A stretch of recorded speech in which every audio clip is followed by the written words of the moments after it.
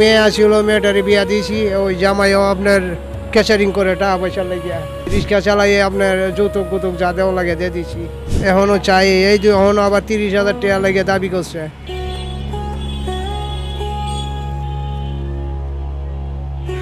কি হয়েছে আপনার? মাথায় পানি ঢালছেন যে? এই মাথা চক্কর দিছে, অনেক পরিশ্রম হয়েছে তো, অনেক ক্লান্ত হয়েছি।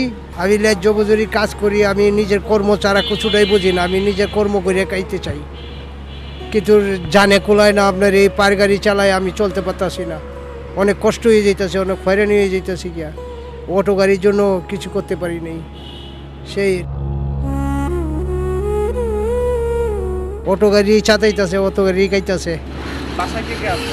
বাসায় আমার কেউ নেই।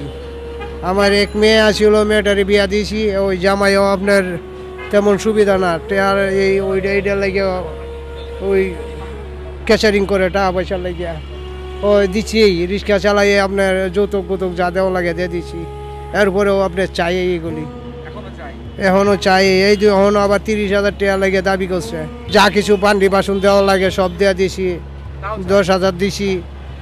এই ফ্রিজ দিছি 25,000 টাকা দেওয়া আপনার। হ্যাঁ, এইগুলি মানে এই অনেক কষ্টের উপরে বাজান। আমার বাড়িঘর নাই, আমি অনেক এর মাঝে এইটাই অটো কিনতে পারি না। অটো লাগে আপনার কিনতে পারতাছি না। 500-600 টাকা আপনার খরচ এই জায়গা ঢাকা শহর চলতে গেলে একটা মানুষের চলতে পারতাছি না। ক্লান্ত হয়ে গেছি কি আপনার, গরমটাও ধরছে মাথায়, এরপরে শরীর দুর্বল হয়ে ক্লান্ত হয়ে গেছে গা, সেটার জন্যই বাইরেছি তো 12টা 12:30টার দিকে। হ্যাঁ, এইভাবেই চলতেছে, এইভাবেই চলতেছে। হ্যাঁ, আল্লাহ পড়ায় মানে যে পরিপাটি জামাতের লগে পড়তে পারি না। আপনি যেমন এই একা একাই কেউ কোনো সময় একা একাই পড়ি, আর যেসব আপনার জামাতের লগে পড়তে পারি, আল্লাহ জামাতের লগেও পড়ি। ওই হিসাব কিতাব।